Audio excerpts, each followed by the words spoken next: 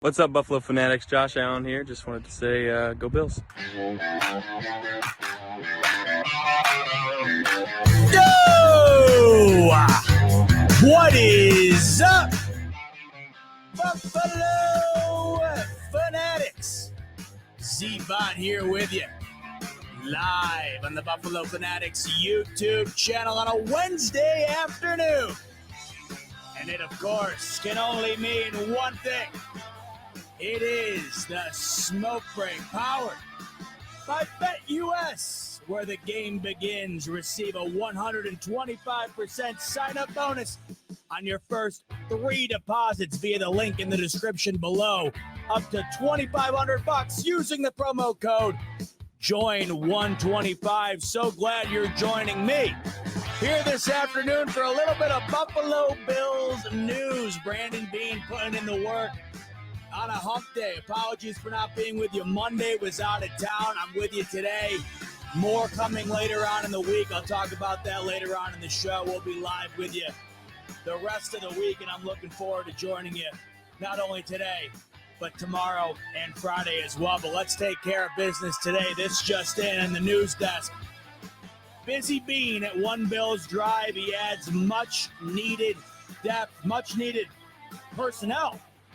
Not even sure you can say depth, much needed personnel, perhaps starting personnel at the safety position. Brandon Beane signs a former Kansas City Chief today on Wednesday, March 20th, as safety Mike Edwards becomes a Buffalo Bill this afternoon. Thanks so much for joining in here on the Smoke Break as we cover some breaking news at One Bills Drive. The Buffalo Bills, who are in much need of a safety after, of course, the departure of Jordan Poyer, the inevitability of the departure of Micah Hyde. We all knew safety was at the top of the list, still is at the top of the list. And when you look at the draft needs for the Buffalo Bills, safety will still be towards the top, if not at the top, depending on how you view it. But we all knew that with the season, if the season were to be starting today, you walk into it with Taylor Rapp and Damar Hamlin. That's it. We all knew that moves were going to have to be made at safety. And about a week and a half into the start of free agency, Brandon Beane adds a former rival to the roster. Now, Mike Edwards, he is a Super Bowl magnet. Drafted in 2019 by the Tampa Bay Bucks. He wins a Super Bowl with Tom Brady and the Bucks early on in his career. And then, of course, wins a Super Bowl last year with the Kansas City Chiefs, a game in which he started against the San Francisco 49ers. His best years were, according to PFF, with the Tampa Bay Buccaneers. If we go down to his season grades, his 2 best years were in 2020 and 2001 with Tampa Bay. A bit of a drop-off here the last couple of seasons, but a starter for the Kansas City Chiefs nonetheless last season. And, of course, when we look at the addition, the first thing we take away from it is had to happen.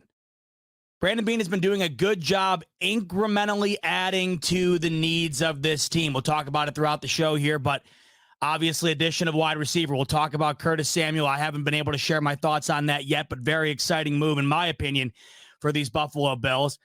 In addition to adding at wide receiver, they also add Casey Toohill on the defensive edge and re-sign, of course, Taron Johnson to a 3-year extension. So all of these different moves, they're not breaking the news barrier or the news cycle here. We're not talking breaking news coming across the NFL Network desk, these big major moves like we're seeing perhaps some other teams make. Steelers, I don't know what they got going on, adding Russell Wilson, which in itself was, of course, a big move. And then you go on to, of course, add, why am I blanking on the name right now? This is the biggest blunder in the history right here. Justin Fields, geez, total brain fart. So we're talking about like big names, of course. Obviously, the Bills aren't going to be in the position to be landing massive names. I thought Curtis Samuel, out of all the names, was about as big as you'll see the Bills land. But the Bills are continuously getting scrutinized, I seem to be finding, throughout this offseason early on here. You know, The Bills are regressing. The Bills aren't getting any better. The Bills are losing a lot of their veteran leadership, a lot of their core, their core of the team. Partially true. You can't lose Micah Hyde, Jordan Poyer, Tre'Davious White, Mitch Morse, and not feel as though that this team is losing a part of its identity. It certainly is. I mean, of course, the Buffalo Bills, when you lose multiple starters, multiple guys that have been the core of your structure, so to speak, for a long time, it's going to feel different. But I talked about this with Rico last week. Have the Bills really taken a major step back here in free agency? I think the answer is no. The Bills are just taking a different direction. They're going down a different path, a path that they need to go down. And that's moving off of players that were aging out, that were very expensive, and going towards a direction that is going to introduce the new wave. Younger players at key positions. It's going to feel different. But inevitably, I don't think that this team has gotten worse this free agency, unlike what many people out there seem to want to tell you. They wrap that in, of course, with the whole Stephon Diggs newly rekindled drama. Have you heard, by the way? We'll talk about that a little bit later on as well. But I find Brandon Beane to be doing what he does best. We all know that Brandon Beane moves in the shadows. He's a quiet assassin, right? Beane after dark.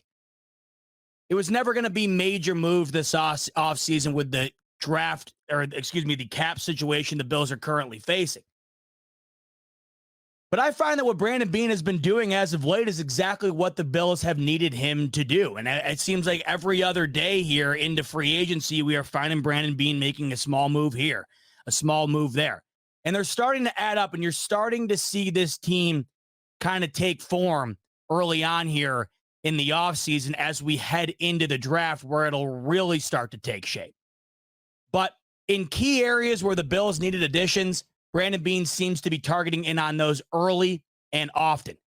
The biggest remaining factor was safety. No additions had been made outside of re-signing Rapp and, of course, having Damar Hamlin currently on the roster.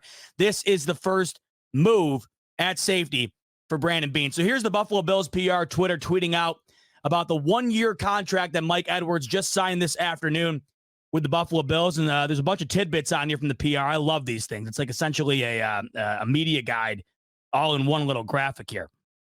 But, I'll read a couple of these off the top just to give you a little bit of background as to who Mike Edwards is and who's coming into this Buffalo Bills team. So the first one here, since 2021, Mike Edwards is tied for second in the NFL with 4 defensive TDs. That's a good one to lead off with. Tied for second in the NFL with 4 defensive TDs. He's got to be what? Behind the dude from the Dallas Cowboys who had, 6 of them last year? So we're bringing in a guy who currently, as it stands right now, likes bringing the ball back to the end zone. Also a guy that I just saw via somebody from the Kansas City Chiefs realm of things. Most recently, picked off our good buddy Tua Tagovailoa. Here's a video of Mike Edwards in the wild card game this past season, picking off Tua early on in the first quarter. Now, we know the Bills love picking off Tua in big games. Apparently, so does Mike Edwards. So we know that he'll fit right in. We know Mike Edwards is going to be fitting right in. If he's got a magnet on the ball from Tua Tagovailoa, he will fit right in Buffalo. But you look at what the Bills are currently in need of, and safety was, of course, the biggest need. I think you'd argue right now that, and perhaps wide receiver, obviously various other needs on this team as you look deep into it. But those were the big 2, I would say. Now, is Mike Edwards going to be that guy you bring in? It's going to be, an earth-shattering move like I was saying earlier? Of course not. Bigger names, of course, out there. The safety market as it stands right now in the free agency has been awfully slow. I mean, Micah Hyde, for instance, he still is yet to sign with another team. Justin Simmons is still yet to sign with a team. There's big names out there, and it seems that early in this free agency period, safety has not been a priority for a lot of these teams. But we're finding that Brandon Beane has been making moves that seem very cost-effective and perhaps beneficial not only in the short term, but potentially in the long term. This one, of course, feels like more of a short-term fix. When you're losing your 2 main pieces at the safety position, you're never going to be able to completely throw a Band-Aid over that overnight. We all know that it's going to be next to impossible to replace the tandem that was Jordan Poyer and Micah Hyde in Buffalo. Everybody knows that. Brandon Beane said it himself. In fact, Mike Edwards, I believe during his interview when signing with the Bills, said that that's the standard. Via Dan Fates here of 13 Wham, Mike Edwards calls Jordan Poyer and Micah Hyde the standard that was set in Buffalo and looks forward to continue it. We all know that that, of course, is true. We know that that was as good as it gets in the league. So I feel like anybody you bring in at the safety position, it's going to feel somewhat underwhelming because you're so used to having Micah Hyde and Jordan Poyer back there. It was a safety blanket. It was the safety blanket of all safety blankets, really. You always felt comfortable knowing that those two were in the backfield. You always knew that it really didn't get better than that. But in the back of your mind, especially towards the end of last year, you knew that was coming to an end. And this is the new reality the Buffalo Bills are faced with. I continuously keep talking about how impressed I was with Sean McDermott last season and his ability to take new additions to this team, also unknown guys that were down the totem pole of the depth chart, and really find a way to make this defense still remain towards the top of the league. It was a makeshift defense last year with the in and out interchangeable parts due to the injury bug the Bills caught on the defensive side of things. And Sean McDermott did an incredible job getting the most out of guys that might not have played as well if they were playing for another team. So you hear a name like Mike Edwards, you might not know a whole lot about him.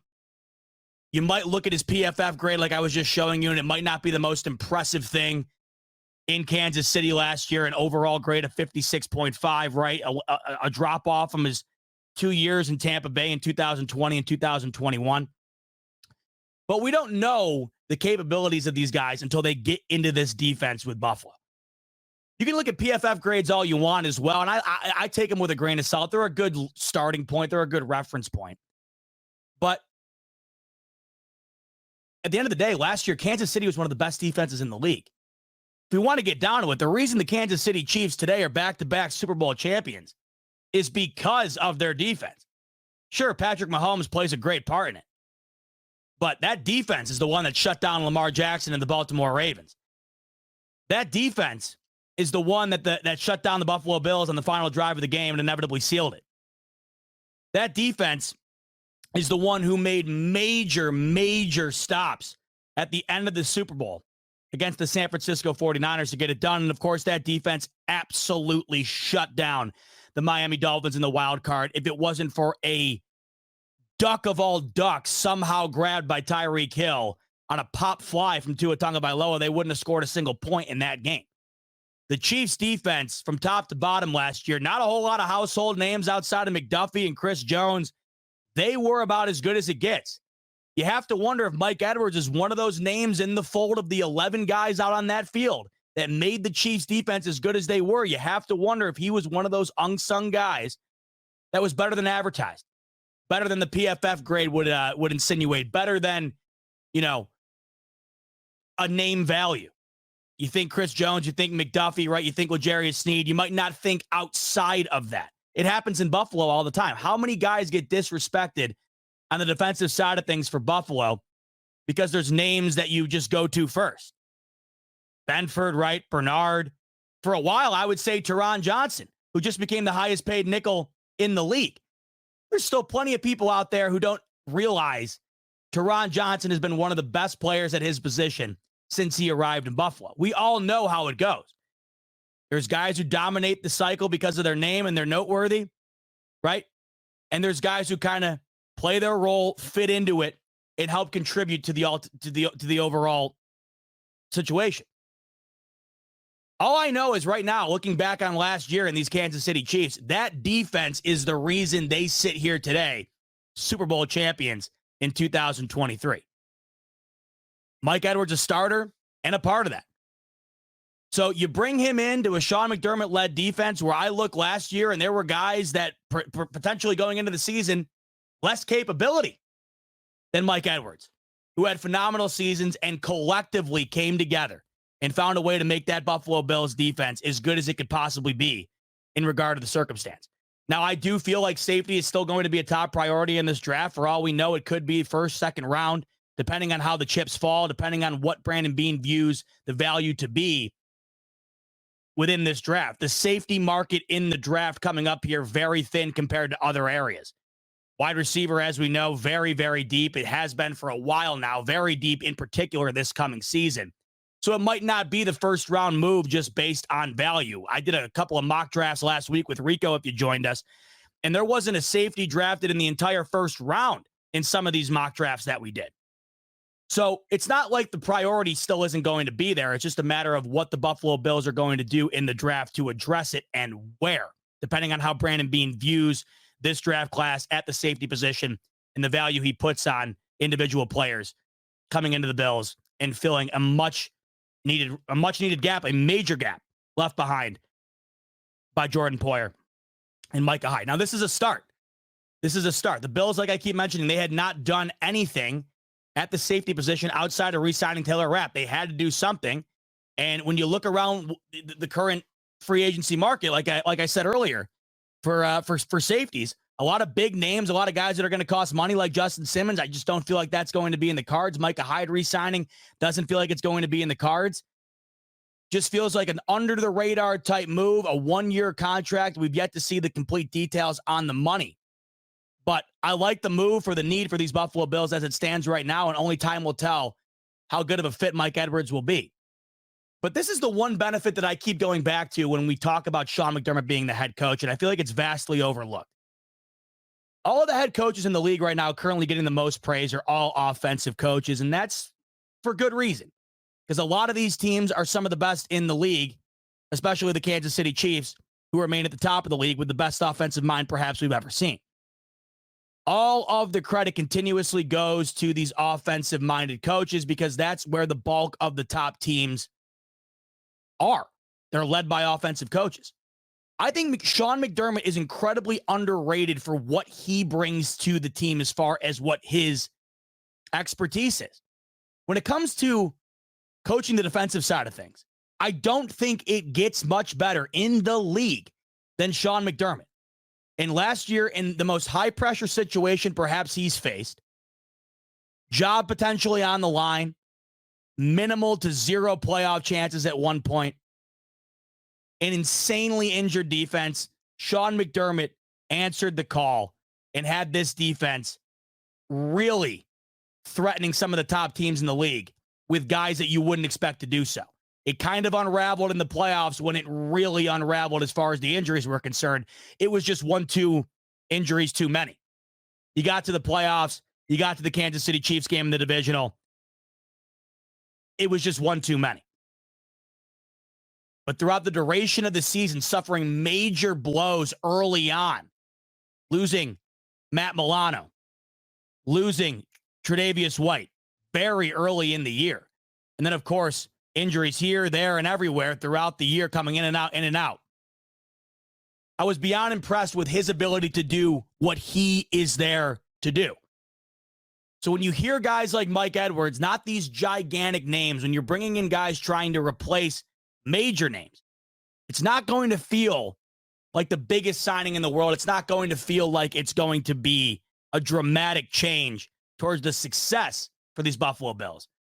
But that's just how it feels initially. We have no idea.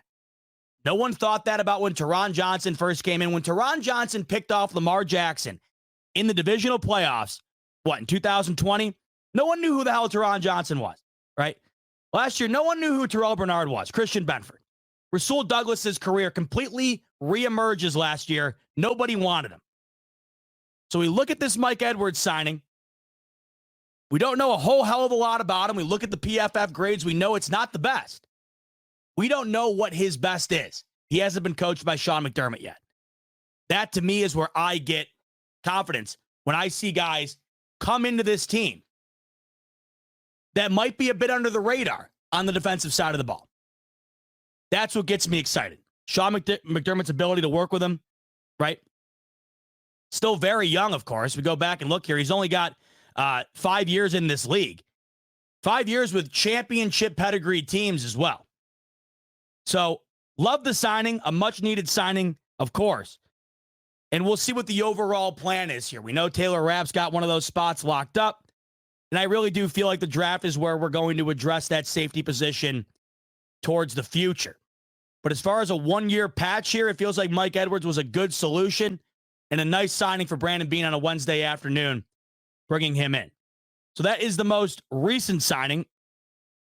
Before that, the most recent re-signing stays in the secondary for these Buffalo Bills. Taron Johnson, 3-year, $31 million extension with these Buffalo Bills. It makes him the highest paid nickel in the NFL. Congrats to Taron Johnson, a guy, like I mentioned, when we first saw him come into this league, didn't know a whole lot about Taron Johnson. And he really flashed onto the scene when he picks off Lamar Jackson, takes it to the house, and solidifies the Bills' victory in the divisional and moves the Bills on to their AFC Championship game against the Chiefs. Taron Johnson, ever since then, has truly gotten better and better and better. And you'd be hard-pressed to find a guy better at his position over the last 6 seasons than Taron Johnson, and that was proved last year. Once again, a guy that I feel like when it comes to the overall landscape of the NFL, an underrated player. The Bills seemingly have a lot of those. To me, Matt Milano continues to be the most underrated player in the league when healthy. 100%. There are still people out there, avid NFL fans, who do not realize that Matt Milano is one of the best linebackers in this league. He just doesn't have that household appeal. He's not flashy. He's not in the spotlight. It's what I love about a lot of these Buffalo Bills. Taron Johnson, exactly right. Or exactly the same, in my opinion. You saw that video. You probably saw the video he put out when he re-signed. Just very quick. It's almost like he doesn't even want to be on the camera. What's up, Bills Mafia? So happy to be back here. Love you. And that was the end of it. Grinders, man. Guys who just want to get better, who want to work, and who want to win. Taron Johnson is that. Second team All-Pro last season, deservingly so.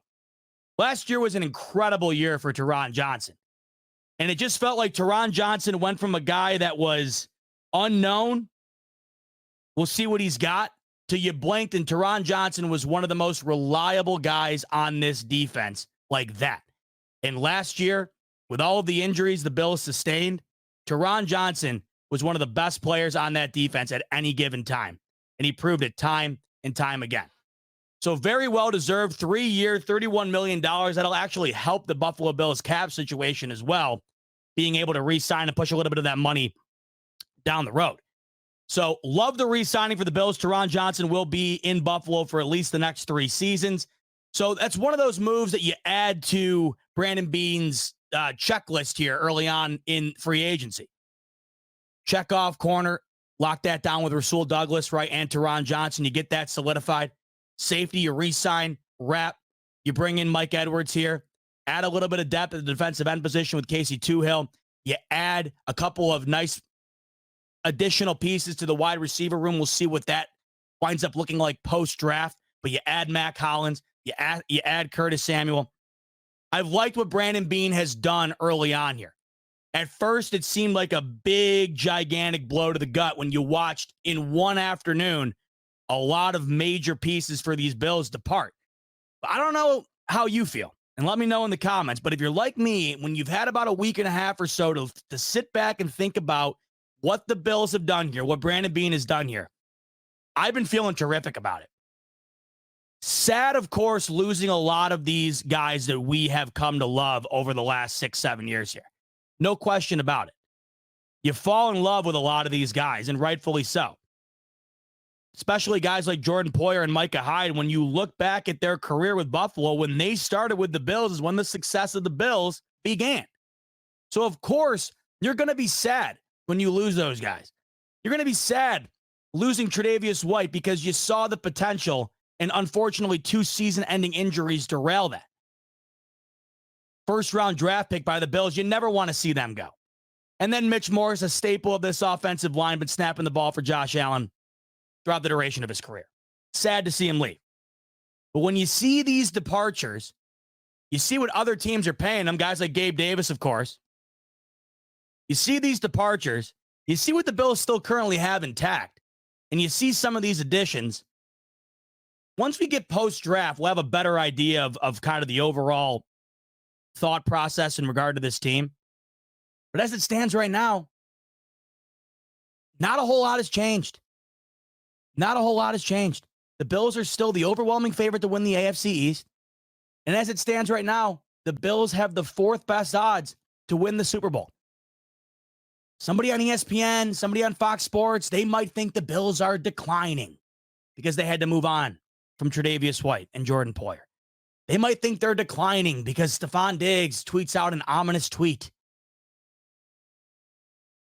Whenever you have any doubt, go look at the Vegas odds. Go look at the Vegas market.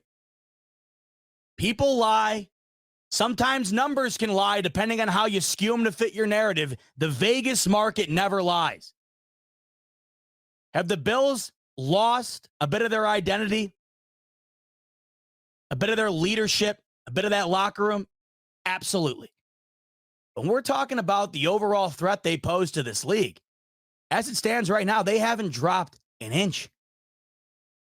And we still have the draft to come where I think that a lot of the upcoming success of the Bills will hinge on.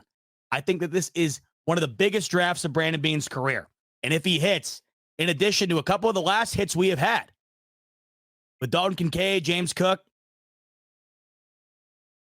the future could be bright. We just got to see how things pan out. My main man, Jeff King, coming in with a banger of a super chat, the Kinger. What's up, my brother? Hope you're having a great Wednesday. Jeff King says, hey, bot. Listen, I understand everybody's disappointment and natural reaction. Now, right on cue is Jeff King. I understand everybody's disappointment and natural reaction to losing Poyer, Mitch, Hyde, etc.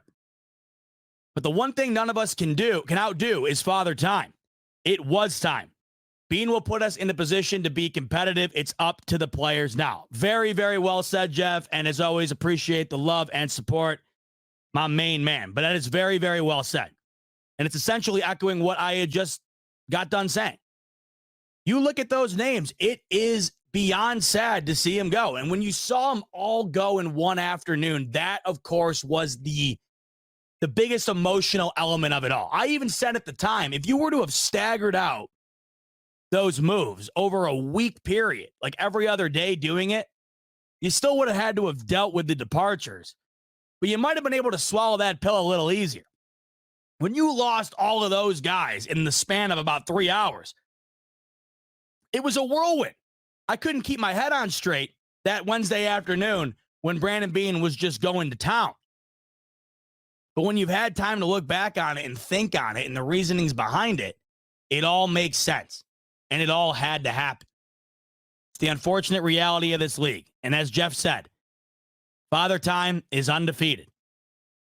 And when you mix that in with injuries, when you mix that in with the cap situation and the money owed and all these different factors that these teams have to deal with, especially teams like the Bills who are towards the top of the league and have a lot of money going a lot of different places, these are the things you have to deal with. The Bills have done an incredible job of retaining a lot of what has made them great. But this was the time. And we're starting to see bit by bit Brandon Beane starting to chip away at being able to add more and more to this team.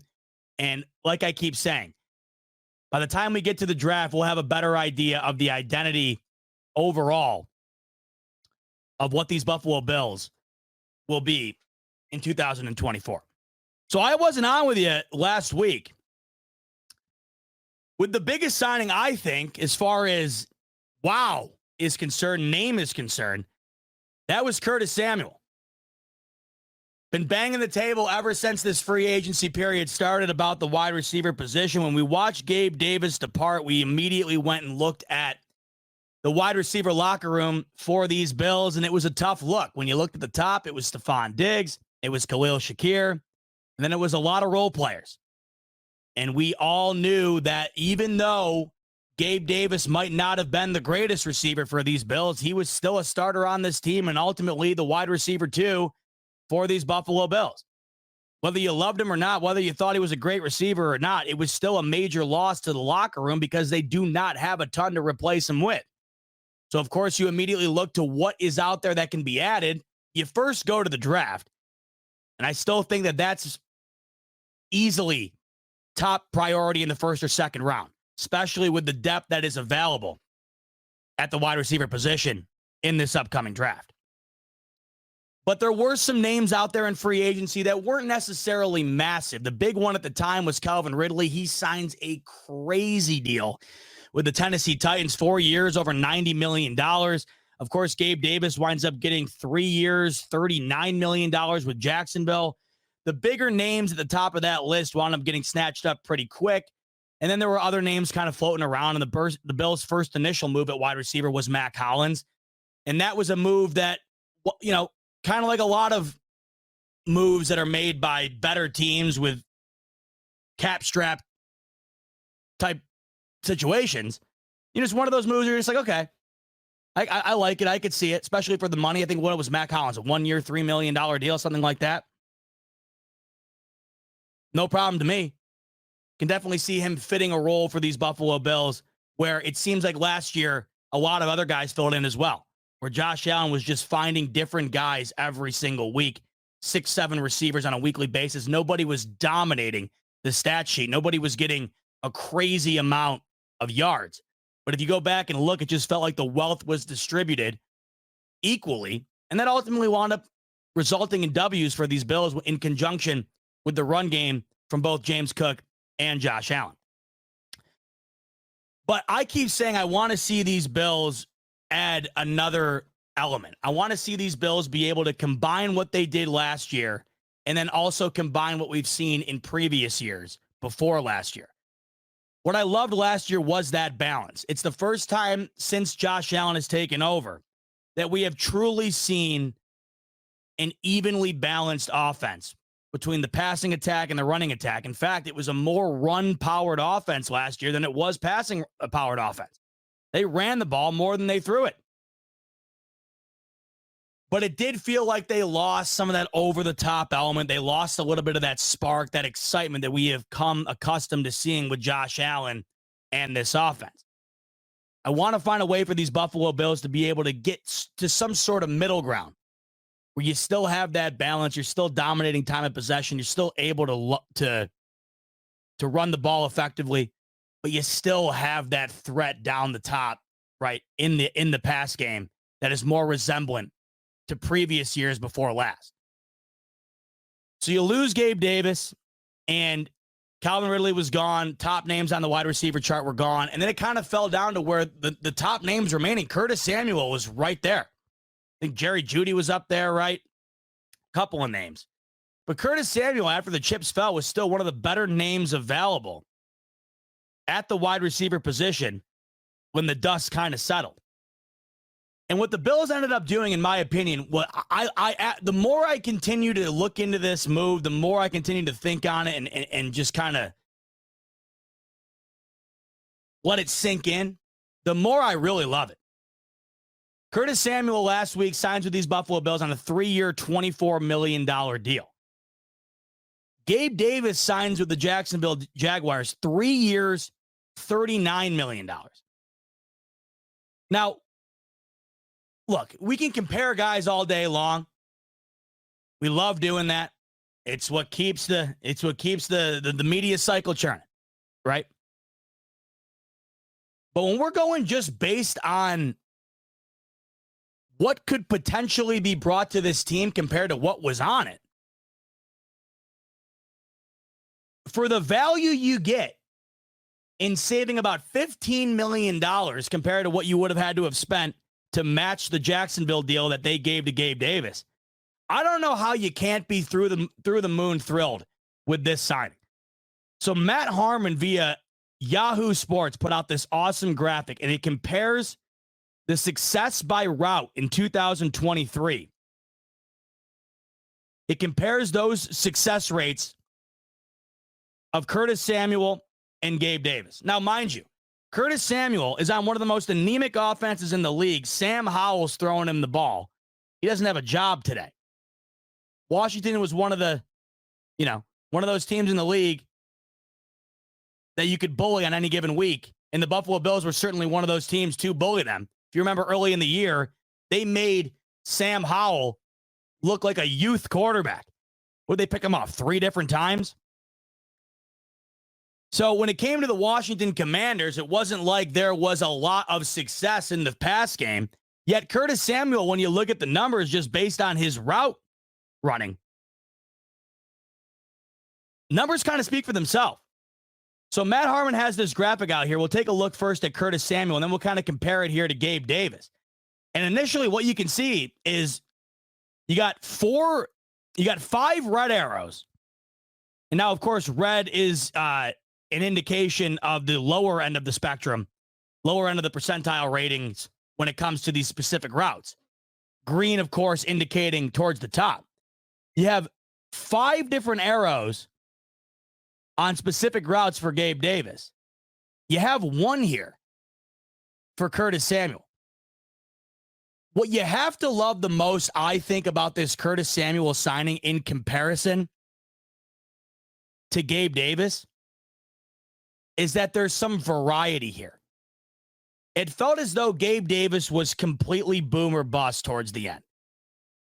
You were either going to get a major game for Gabe Davis where it was going to be like 4 catches, 100 yards, and a TD or 2. Or, as we saw, you were going to get a game with either 0 targets or, if you had a couple targets, 0 catches. There was 0 consistency, to bring it back to the digit of 0. There was absolutely no consistency. And when it came to the type of game that he played, it was mainly a deep threat type guy, and the Bills just were not, it wasn't panning out. Now, there's debate out there as to who's to blame on that, and we all know that there were several plays that Josh Allen would love to have back. We can go back to the Philadelphia Eagles game in overtime where Josh Allen and Gabe Davis were on the wrong page. If just one of them goes a different direction, the Bills win that game in overtime. There were certainly plays left out on the field, and it felt like at times Gabe Davis was a victim of that. But it did feel as though the Bills were limited a bit with their options when it came to having Gabe Davis as their wide receiver too. And you saw that develop over the year. You saw that kind of show its true colors because towards the latter half of the season, there was very little involvement. But when we look at this when we look at this success by route for Curtis Samuel here, you're seeing a lot of positivity in a lot of different areas of the field, a lot of different types of routes. I mean, you just go ahead and take a quick glance at this graphic. Now, of course, back to what I was talking about earlier when it comes to PFF and everything, you take everything with a grain of salt, of course. But this is just a good indicator of what you could be bringing in with Curtis Samuel on this offense compared to Gabriel Davis. You're getting green arrows in a ton of different directions here. Not only are you doing pretty well going deep down the field, which is something I think the Bills definitely need to improve on this coming season, but you're getting a lot of positivity in the short game as well, which I found the Bills were doing extremely good job of utilizing last season. Felt like finally last year towards the midway point of the season, Josh Allen finally figured out that at times his best friend is taking the open receiver, the open guy, the easy route. And I think that led to a lot of success for the Bills, not only in the W column, but it also led to a lot of success in time of possession and overall the style of offense that they wound up executing throughout the year. And it looks like Curtis Samuel is going to be bringing you a lot of those different elements to further build on that success.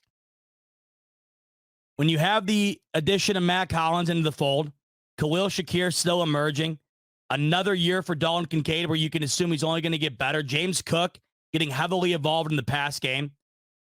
Stephon Diggs, who you have to think is going to have a better season this coming year than it ended this past year.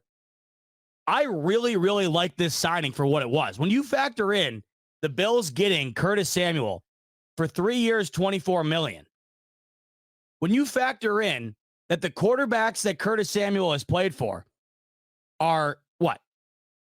Sam Howell and who the hell else was the other quarterback? Most recently, Sam Howell. Yeah. Let me just double check here.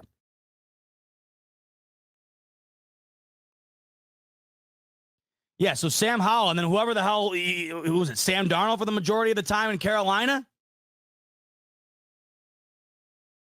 This is what you have to be excited about. You see what's on your screen right here. A lot of success on these routes, right? And you go back and look at his numbers, and there's two things that stand out.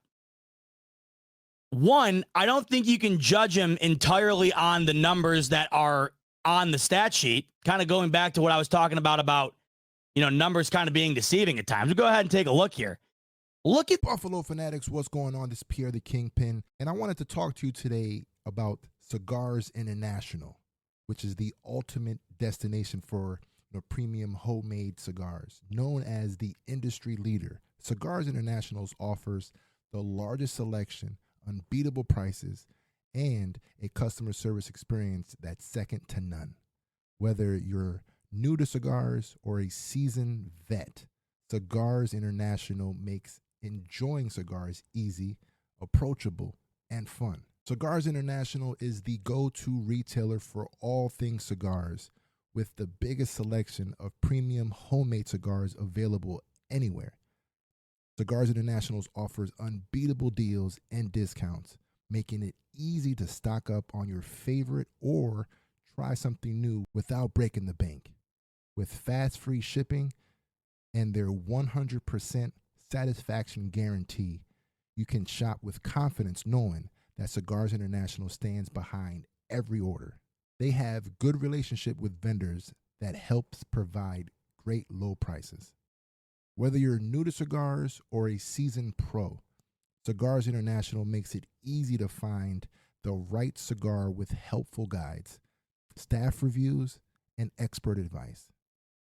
It's not just about cigars. Cigars International also offers a wide range of accessories and more to elevate your smoking experience. Check out the great deals every day at cigarsinternational.com. That's cigars, CIGARS, international.com. Use code FANATICS at checkout for 20% off your order of $50 or more, plus free shipping. Or visit www.cigarsinternational.com/fanatics, and the discount will automatically apply. Again, use code FANATICS at checkout for 20% off your order of $50 or more, plus free shipping. Or visit www.cigarsinternational.com/fanatics, and the discount will automatically apply. the teams that Curtis Samuel has played for. These are teams that, as it stands right now, if you were to talk about throwing the ball, if you were talking about success in the pass game, you're talking about at the bottom of the list here in Carolina and Washington. And if we go back to the 1 year that stands out the most, it's 2020, where Curtis Samuel has a career year. He had his career high in receptions. He had his career high in yards. Who just so happened to be the offensive coordinator for the Carolina Panthers in that particular year? Joe Brady. And Curtis Samuel told the media that he was super excited when the opportunity came to come to Buffalo, because having experience with Joe Brady was definitely an influence on him to sign with Buffalo. So I think there's a bunch of reasons here to be excited that might not meet the eye. One, I think you're getting more of a variety when it comes to the type of player out on the field and what he brings as far as an arsenal is concerned at the wide receiver position. I think you're getting a bit more on the table than you were with Gabe Davis. I think you're getting a guy that could potentially be incredibly underrated simply based on the fact that he has been playing with bottom barrel quarterback talent pretty much his entire career. I mean, we got a guy last year that, I guess for all intents and purposes, still not all that bad the last couple of seasons in Washington when you talk about how bad that team was. When you go from Sam Darnold and when you go from Sam Howell to Josh Allen, I don't think you can quite quantify how much better you can possibly be. It's going to be a time will tell type situation. I think on a lesser degree, the same could be said for Mac Hollins. Because Mac Hollins has played with some pretty bottom barrel quarterback talent as well, right? Last year, Desmond Ridder. The year prior, a Derek Carr who the Raiders could not wait to move on from. I think there's something to be said about these signings when you combine them with the idea of playing under Josh Allen. The Cowboys wanted nothing to do with Cole Beasley when it all came down to it, when all was said and done. Didn't want to retain Cole Beasley. He comes into Buffalo and earns an all-pro spot, second team all-pro with Josh Allen. You bring in an aging John Brown that nobody thought anything of at the time. Really did not anticipate John Brown being a guy that was going to revive his career towards the end. And John Brown came in and had a career year or two with the Buffalo Bills with Josh Allen, especially early on when he was pretty much their top target. You look at Stephon Diggs, and everybody can say what they want. They can talk about Stephon Diggs till they're blue in the face. But Josh Allen wouldn't be as good as he is today without him, and Stephon Diggs certainly wouldn't be as good as he is without him either. Stephon Diggs had his best years with Josh Allen. You see it time and time and time again. So, once again, you might look at Curtis Samuel and you might think, I don't know. It's okay. You might look at Mac Hollins and be like, all right. But you got to think about, back to my main man, Pierre. Remember who you have. You have to think about it differently. I mean, even on a slight comparison, when we go to talk about Patrick Mahomes, Juju Smith-Schuster out the door in Pittsburgh, they couldn't wait to move on. He was their wide receiver 1 2 years ago towards the Super Bowl. Wide receiver 1. They move on from Tyreek Hill, and everybody's thinking the Chiefs are going to regress because they no longer have maybe the most explosive player we've ever seen at the position. Juju Smith-Schuster, your addition. I think at the time we got to be looking at that and saying, this is your recovery plan here? Was it earth-shattering? No. Good enough. Certainly good enough for Juju Smith-Schuster to go and rob the New England Patriots afterwards, right? Got out of them what they needed. And that was a gap fill, a guy that could help lead you to the big one, and that's what happened. Last year, the Chiefs didn't have anybody at wide receiver. Rashee Rice, a rookie, wide receiver 1. Not a great start to the year. As the year progressed, comes on. What do you know? He's their top receiver. They win another Super Bowl. When you are playing with top caliber teams, obviously your success is going to rise. Look at A.J. Brown, for example. A.J. Brown has been in the conversation for Offensive Player of the Year ever since he's entered into the Philadelphia Eagles system. And that's with Jalen Hurts, who I think might be more of a he might be more benefited by who's around him than a lot of these other guys. I think if you saw Jalen Hurts in Buffalo or in Kansas City, you might not think he's as great as he seems in Philadelphia. And that's not a knock at Jalen Hurts. I really like Jalen Hurts. I love what I saw from him in the Super Bowl 2 years ago. I thought that was one of the best Super Bowl performances in recent memory. Certainly a great quarterback.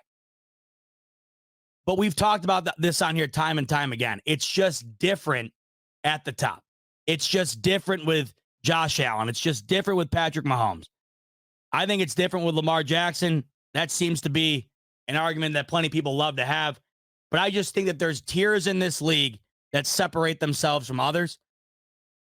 And when you are a wide receiver and you're capable of going into, what is this now? The 8th year for Curtis Samuel.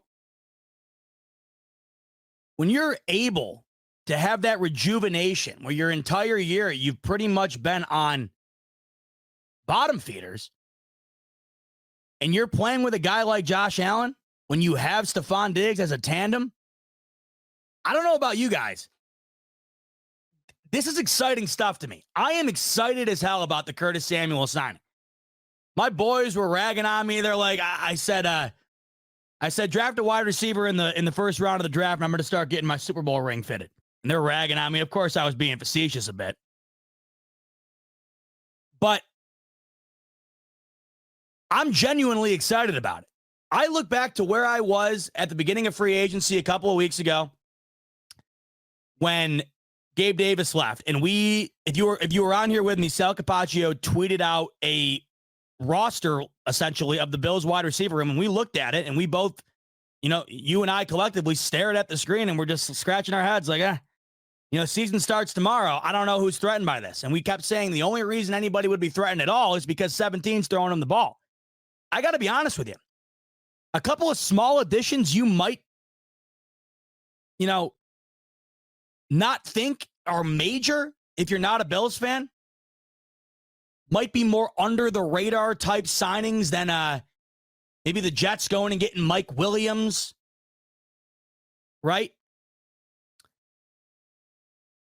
I think I sit here today and look at this wide receiver room. I feel significantly better. I feel significantly better. Now, you can let me know in the comments if I'm being a bit foolish on this or not. But where we were about a week and a half ago to where we are now, I loved the Mac Hollins signing for the money, and I love this Curtis Samuel deal for the money.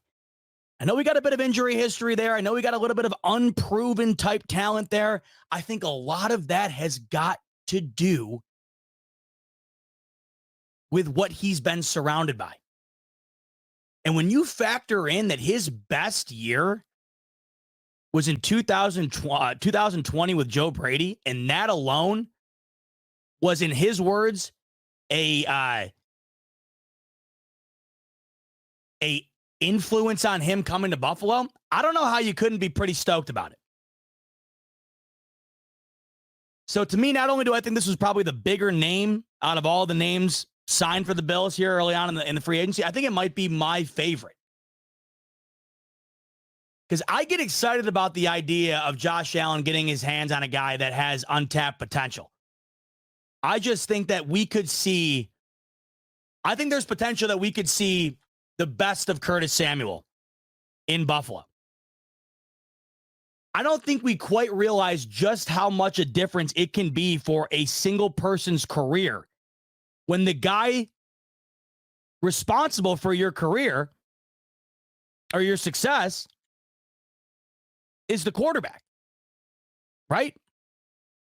It's a very unique position, the wide receiver position, because you are pretty much reliant on your quarterback in terms of how your success is going to be dictated. Many other positions, that's not the case. Running back, of course, the better offensive line, the better you're going to do. But running back, the ball's in your hands exclusively. Quarterback, the ball's in your hands. You're making the decision. Defensive side of things, you can make a play whenever an opportunity is allotted to you. The wide receiver position is unique in the sense that you are completely reliant on another individual. And when you look at what Curtis Samuel has had behind him, and you think about what could potentially be there with a guy like Josh Allen, I'm excited. I see a lot of people mentioning this in the comments, and I haven't even alluded to this yet, and this is certainly something. Look at the rushing stats. This is awfully interesting to me. Look at 2020 under Joe Brady. Career high in carries for Curtis Samuel at 41 carries for 200 yards and 2 touchdowns. 41 carries for a wide receiver. That is not insignificant. So there could be a whole new wrinkle being added here with Joe Brady and Curtis Samuel that we do not currently have on this offense. So I think there's a lot of reasons to be excited, and I think the cherry on top, too, is when you look at the departure of Gabe Davis and the addition of Curtis Samuel. You get Curtis Samuel for 3 years, $24 million, and Gabe Davis signed for 3 years, $39 million. Much more cap-friendly for the Bills, and we go back and look at this. Once again, grain of salt, it's just one example. But when we're talking about a variety of different routes being ran here, just based on overall success, it favors Curtis Samuel in nearly every single category. Here's a quick recap on what Matt Harmon had to say about these graphics. He said, Davis brings value as a vertical X receiver who can burn downfield and uncover well on scramble drills. However, his inconsistency as a separator makes him a tricky bet as a high-volume starter. Pretty much back to what I was just saying. A lot of inconsistency for Gabe Davis. 1 week, wow, who the hell is that guy? The other week, where the hell is Gabe Davis?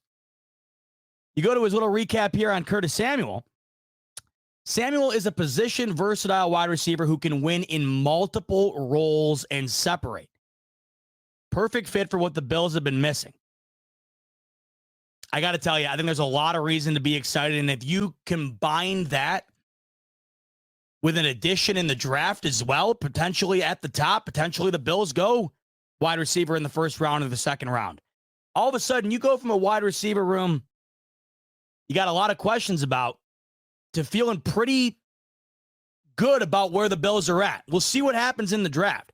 I will say, as it stands right now, I feel a lot better than I did last week, 2 weeks ago.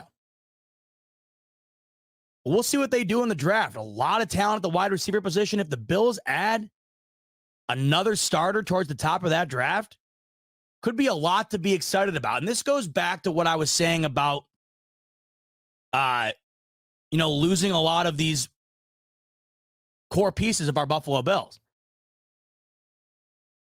Definitely sad, but the silver lining within that, I think there's excitement to be had here when you're watching this new page be turned and what's being written on that page. I'm starting to get excited.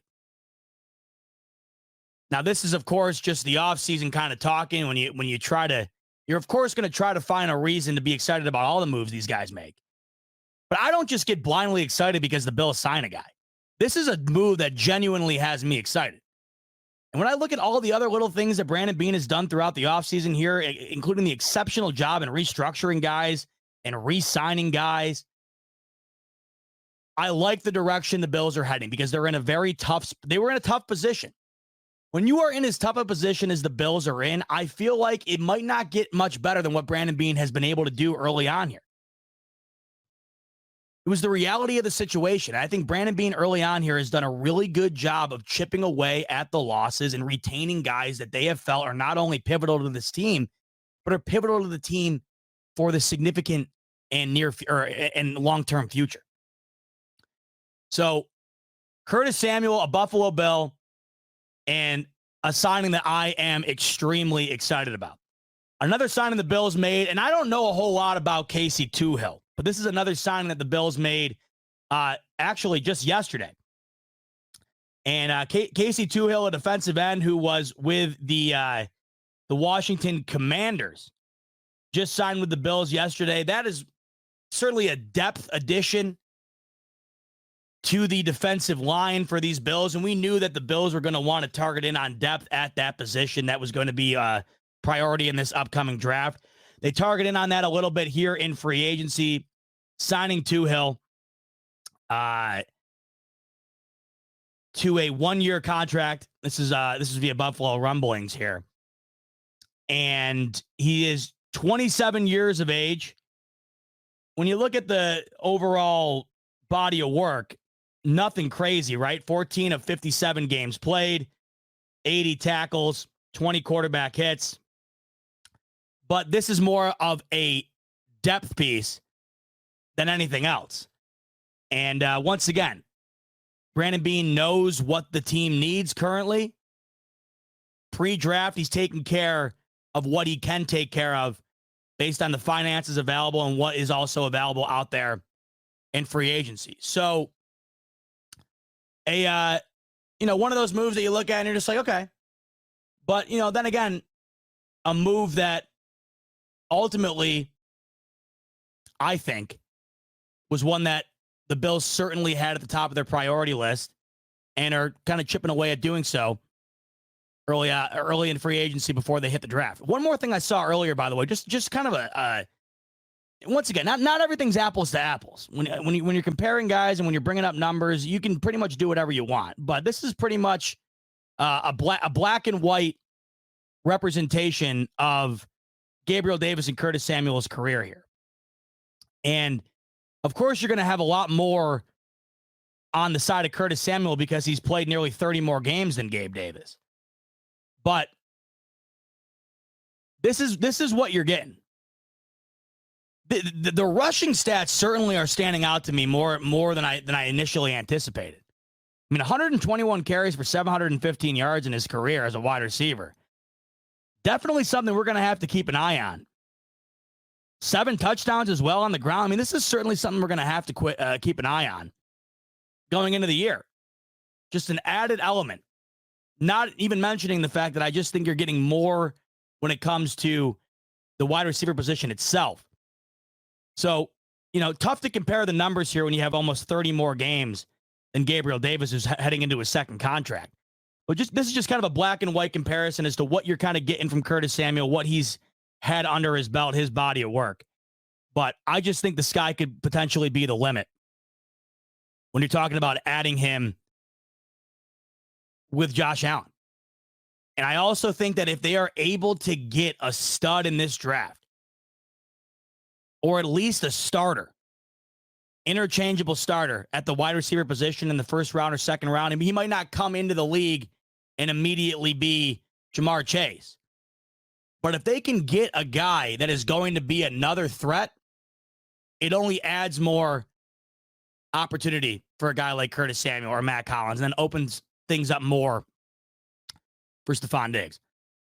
We'll touch on Stephon Diggs here in a second, just because that it is resurfaced again, and I just want to give my quick thoughts on what the latest is on Stephon Diggs, because for some reason that just seems to be the it is the gravy train in the mainstream media.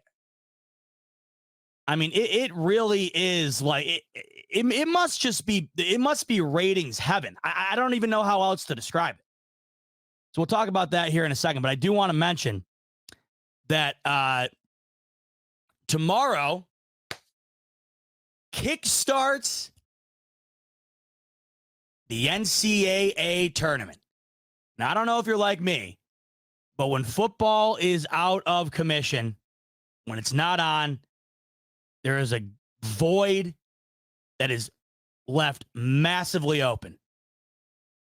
But every year, this 2-week period of March Madness college basketball, it helps fill that void just a little bit. It's probably my favorite non-football season sporting event. And we're getting into a fun time of year where you're really missing football, and then all of a sudden, you get March Madness, you get the NHL playoffs, you get the NBA playoffs. And if you're a baseball guy, that kicked off today in South Korea, and opening day rather, is a week from tomorrow. But I think the most exciting element or exciting offering in the sports world as it stands right now is, of course, March Madness. So tomorrow, things kick off at around noon. And I'm going to be hanging, so I thought it would be fun tomorrow if you guys are around, if you're chilling, if you're at work, if you're doing whatever and want to join in on a watch party tomorrow and potentially Friday. Not 100% certain on what the deal is going to be on Friday, but I know for a fact tomorrow I'm going to be hosting a first-round NCAA March Madness tournament watch party. And I'd love to have you all come on in and join. We'll sit back and we'll watch the madness unfold. We'll sit back and watch the first half of the games kick off. I believe there's 16 games on tomorrow. So we're going to come on in here on the Buffalo Fanatics YouTube channel. We're going to watch some basketball, and then we'll just chat Buffalo Bills. We'll chat football. We'll chat whatever you want while we watch. Speaking of which, for tomorrow, for that watch party, and in general, I'm doing this thing. I know I got my brackets filled out and everything. Jeff King saying fill out those brackets. Definitely got to fill out those brackets. What I'm doing this new strategy, courtesy of my friends over at BetUS. What I'm doing, and if you want to join in with me, feel free. If you join with me tomorrow on the watch party, going to be a lot of fun. Here's the strategy I'm doing, and you can get in on it early with BetUS. By the way, link in the description below. 125% sign up bonus on your first 3 deposits up to $2,500. with the promo code JOIN125. Here's my strategy, and you can follow along. I'm going to be doing this all day tomorrow on the watch party and also tonight for the final 2 games of the first 4. I am betting every single underdog of the entire tournament. So there's 64 teams. How many games is that? We got 32 games, 16 games, 8 games. So I don't know. I'm not a mathematician, but we're talking like 60 games or so. I'm betting the underdog in every single game. And I'm going to kick it off tonight right here on BetUS. So the underdog for the first 4 game kicking off in just about an hour, or tipping off in about an hour here. Grambling versus Montana State. Those are 2 16 seeds duking it out to try and get the right to play in the first round. And Boise State versus Colorado is the game after that. Those are 2 10 seeds duking it out to try to get into the first round as well. So that's what I'm going to be doing. I'm going to be doing that live tomorrow on the watch party as well. I'm going to be betting on every single underdog throughout the entire tournament. I just placed my 2 bets here on BetUS on Grambling and Boise State. I'm trying to see what my strategy is going to be, or I'm trying to see what the result is going to be at the end of this. I'm kind of doing like a science experiment. I saw some guy last year on Twitter doing this, and I thought it was genius, because not only does it give you an extra rooting interest, but it's also a rooting interest that everybody wants in the tournament. You always want to be pulling for the underdog. And I think the last couple of years, it's paid out pretty damn well. The guy I saw on Twitter, he's done it the last 2 years, and I think he placed a $100 bet on every single underdog, and he wound up coming up in the green like plus 2,000 each year. So fun stuff. I'm joining in on it. You can do so too. Once again, link in the description below on BetUS, and you can hop in. But tomorrow afternoon, we're going to kick it off right around 12:30 when the first game tips off. And we're going to be doing a NCAA March Madness watch party, and we'll go for as long as we want to. There's games on all day. I believe there's 16 games on tomorrow. And that'll be fun. A little off-season, non-football get-together. We'll chat. We'll talk about whatever in the comment section. We'll talk about Bills, the NFL, and we'll watch some hoops. All right. So let's move over to what I was talking about a little bit ago, and that is Stefon Diggs, who apparently, anytime his name is mentioned, or anytime he tweets, it is like stop the presses, stop what you're doing, breaking news. I don't understand it. His Twitter, ESPN has essentially made Stefon Diggs' Twitter what LeBron James' Twitter has been for the last 10 years. Anytime LeBron James tweets, I get an update on my phone. Like I feel like I've gotten updates sometimes where it's like LeBron James goes and sees Oppenheimer, loved it, via whoever, ESPN. LeBron James weighs in on MVP winner Lamar Jackson. It's like, that's great. Like, why am I getting a notification about it? Why is this news? And then you stop and you realize it's news because it just, for some reason, it gets clicks, it gets eyeball. And they have now made, this isn't anything new. This has been going on for about a year and a half now. They have turned Stefon Diggs into essentially a ratings factory.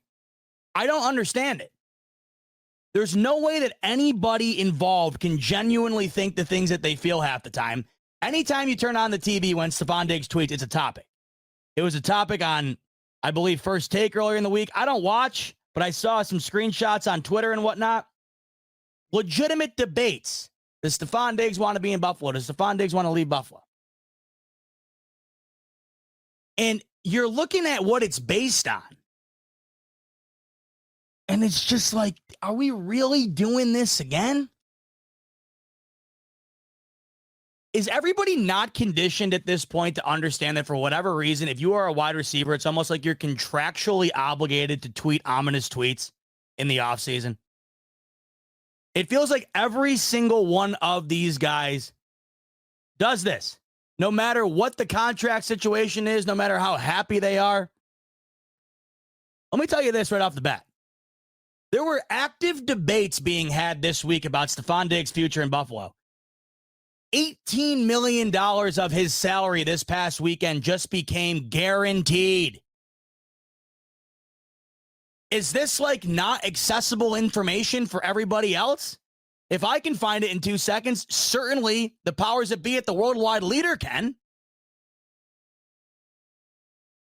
$18 million became guaranteed of Stephon Diggs' contract this past weekend, meaning if the Bills, oh, hey, we saw your tweet that said, quote, ready for whatever, you're out of here, pal.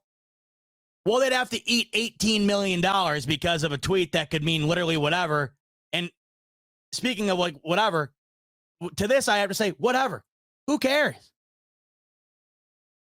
Everybody does this. Everybody does this. Now, when Stephon Diggs gets asked about this time and time again, and he kind of seems like he's annoyed by it, and he kind of seems like he's sick and tired of being questioned about it, and he kind of seems like he's insinuating that he has answered these questions time and time again, there's part of me that does get frustrated with the fact that Stephon does feed into it. I feel like he has got to be well aware that when you tweet ready for whatever, that ESPN's going to make it the A block of every show. Do I think that that's deserving? No. But there's no way he's not aware of it. So there's part of me that's at the point where I'm like, why if you're so frustrated and sick and tired of it, why do you keep dumping, even if it's just like a eyedropper's worth of fuel on the fire? Why drop anything at all? Stephon Diggs could have meant anything about, when he said this. But at the end of the day, he's a smart guy. He's got to be well aware that Skip and Stephen A are going to spend 10 minutes talking about him on morning television.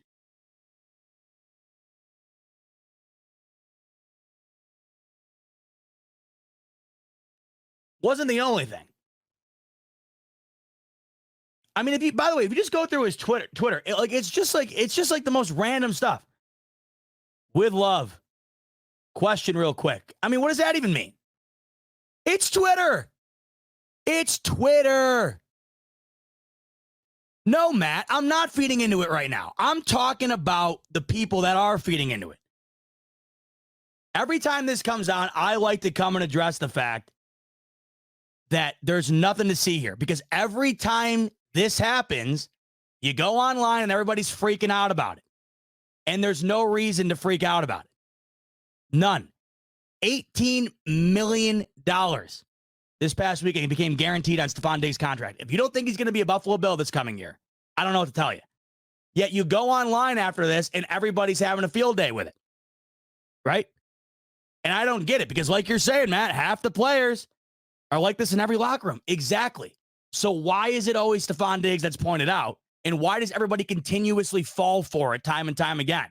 Why does everybody continuously fall for he doesn't want to be here, this and that? This was the last one he said, right? In case there's some confusion, Trainwreck Sports tweeted out this laundry list of different things that Stephon Diggs has done since he's been a Buffalo Bill, right? Tied for first in games played, fourth in receiving yards, first in receptions, 19th targets per game, fourth in receiving TDs. And he's like, in case there's some confusion. I don't think there was any confusion at all. Right? But someone mentioned, talk about that drop in the playoffs when you was wide open, right? And he goes, a play I wish I had back 100% accountable for, no excuses, but out here acting like I'm not like that for real is pure delusion. See, I agree. Like, it seems as of late, I will say, it does feel like Stephon Diggs has been getting more heat than usual because of that one drop. Yeah, it was a shit drop. Shit play that we love to have back, including him, right? Absolutely. But it does feel like as of late, he has been getting scrutinized far more than usual because of that one play. And then because of, you look at the end of the season, the numbers weren't all that great. But it seems like the core of the subject constantly comes back to his freaking Twitter feed, right?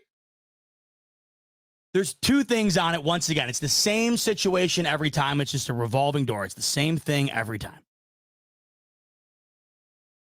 There's nothing to see here. $18 million became guaranteed this past week, and he's not going anywhere. All of these guys do this. This is nothing new, and the only reason it feels like it's even bigger in Buffalo is because he's our guy. He's the star of the team, and that's why it feels like it's bigger than everybody else. Why everybody continues to beat it like a dead horse on TV is because people are talking about it, people are tweeting about it, and it gets ratings. It's the only reason it's on there, so don't buy into the fact that when people are debating about Stefon Diggs being a Bill or not, that there's actually a question to be had there, because there isn't, right?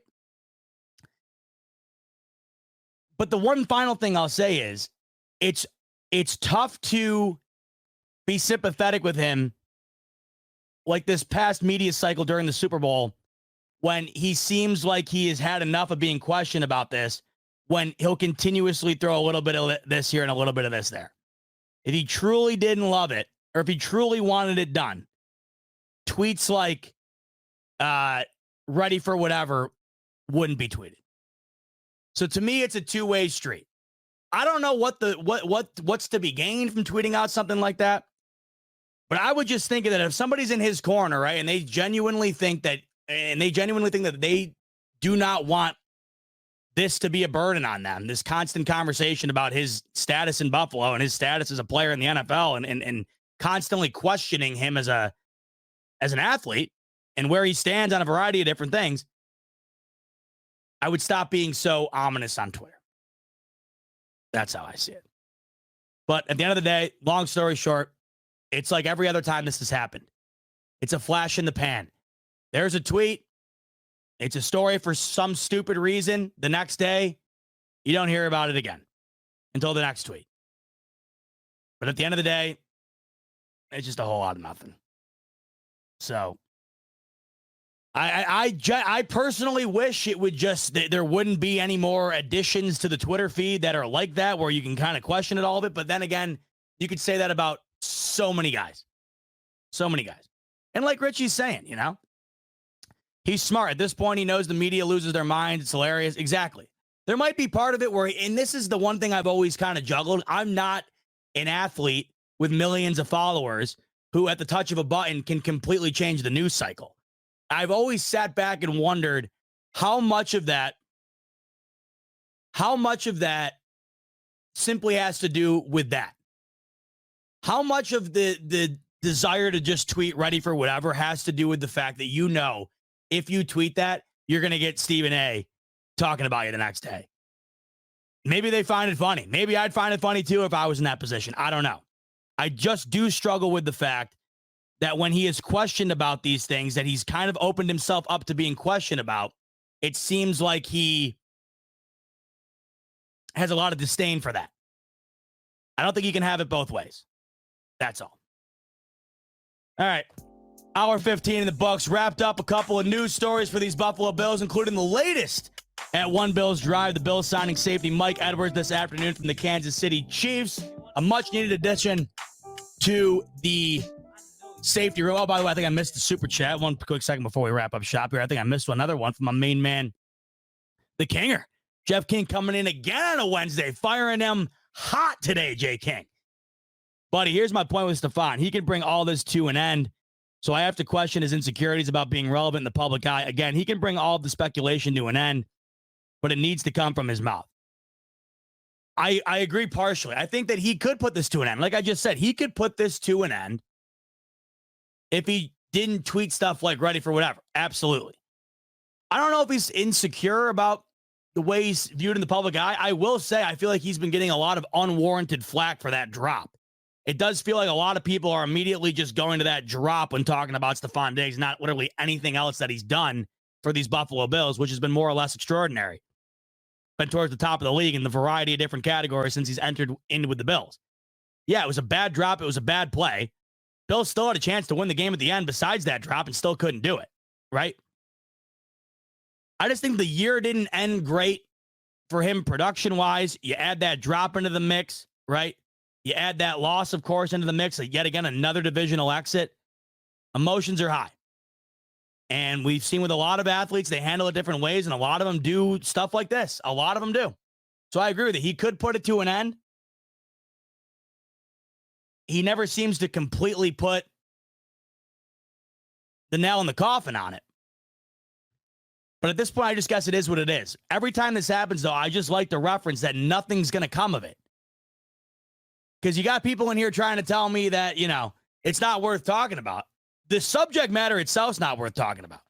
Yet people are constantly talking about it. That's why I bring it up, because I feel like every time this happens, I have to come on and just say my part. And my part is stop going online and, bringing the pitchforks out because you're worried about Stephon Diggs leaving. It's not going to happen. It's endless. It's beyond infuriating.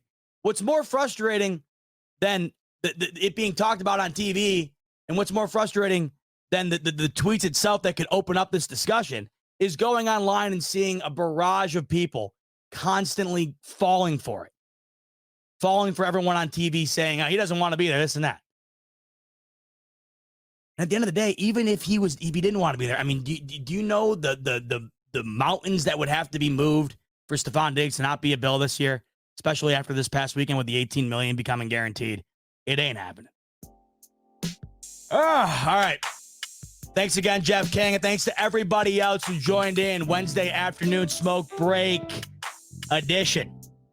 Mike Edwards, a Buffalo Bill, and we talked about a variety of other recent updates with these Bills as well. A very efficient start to the offseason, I'd say, for Brandon Beane. We all know he is prone to being quite efficient, and I think that with a lot of major moves made, he has done a real solid job since then, getting these Bills down to where they need to be as far as the cap situation is concerned, and also starting to build towards the future, getting this team ready for a productive 2024. Like I said earlier, tomorrow I will be live starting at around 12:30. We're going to do a March Madness watch party, so make sure to come in and join me at around 12:30 tomorrow. We'll kick back and watch a day's worth of hoops.